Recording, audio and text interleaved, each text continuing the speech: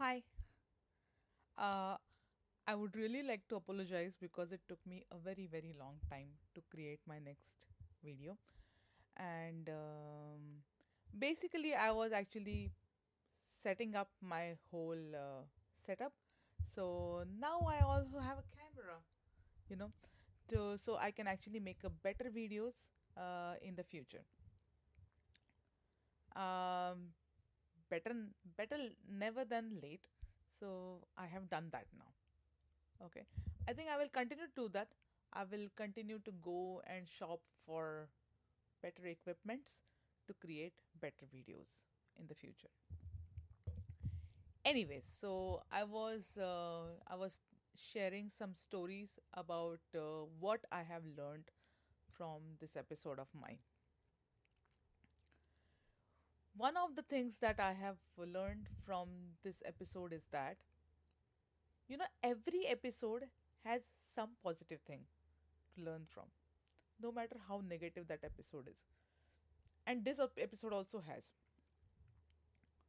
No matter how much you like the brain hemorrhage or whatever it is, there is one thing that there are a lot of things that this particular episode is good for, and one thing that I have observed is that it shows the real face of the people.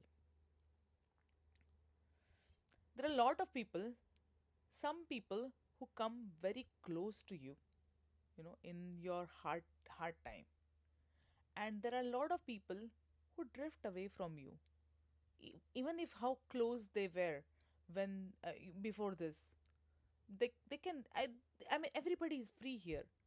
They can decide to stay, or they can decide not to leave, and they do that.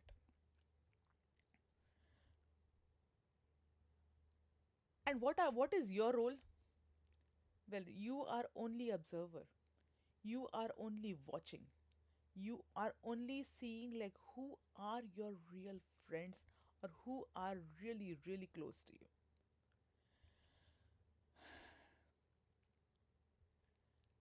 There are a lot of friends and relatives as well who who came very close to me when I had this particular episode, who were not very close to me for different reasons, for whatever reasons, or they were not communicating regularly with me. But when this thing happened to me, they really came close to me. And this is your real support system.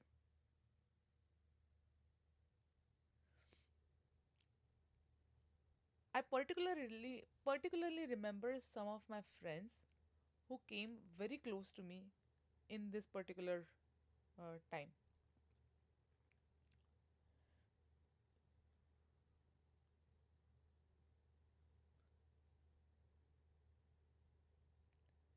They were not communicating with me for some reason.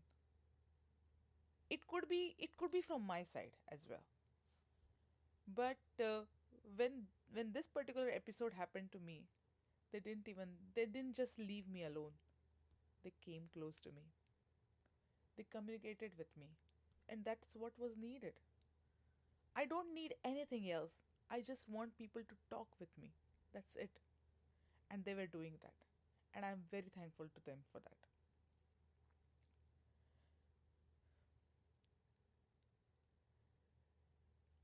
Thankfully, we have a lot of ways to communicate with each other nowadays. We have phones, we have social media, we have emails, whatever we can, whatever. But and they used all those mediums to get in touch with me, to communicate with me, and that is more than enough for me. We don't have to always go and personally talk with each other. It's like you can this is how we are coming closer to each other, because to talk to someone, somebody just one phone call away. You just have to call that person. You just have to chat with that person. That's it. And that's more than enough. Even for me, it's more than enough if you give me your time, if you communicate with me. That's more than enough. Some of these friends of mine, are actually not communicating with each other for whatever reason. They were extremely close friends with each other in the past, and now they are. They are not. I just want to tell them one thing: we all have only one life, and it's we who decide who we want to communicate with and who we don't want to communicate with. And I think take the wise decisions, you know, decide properly. What is the difference between friends and relatives?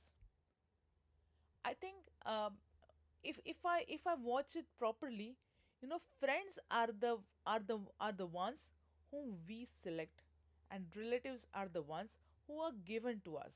When we are born, you already have some uncles, some aunties, and they are basically your relatives because they are somehow they somehow are connected to you, um, um, in blood relations.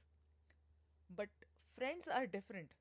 They don't have any connections, any blood relation to you, but you choose them simply because you can relate to them, simply because you like them, and that's why I like the friends more.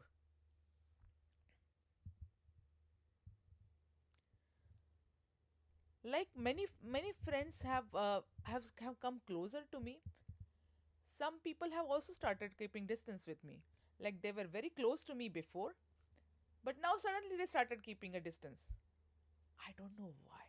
I have absolutely no idea about why. Then I started contemplating, like, if I were on their side, what would I do? Still I was not able to find an answer.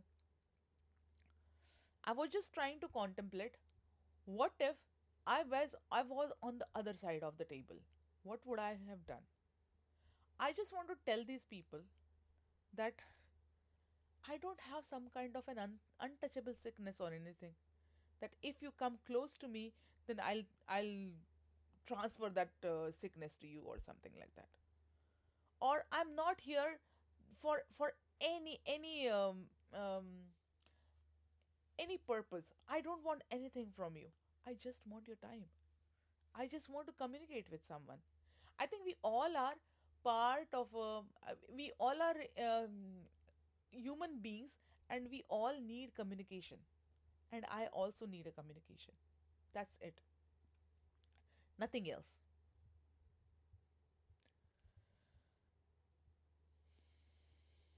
I think for me, or for any of us, the most important thing is that these episodes tell you your real strength, the real people who are very close to you. It could be friends or relatives, doesn't matter. I think really, I mean, it's a friend of mine told me that, these kind of episodes put a filter in your life. You basically know who is yours, you know who are your core people, your core friends and core relatives, and that I know, and that is the biggest strength of these episodes.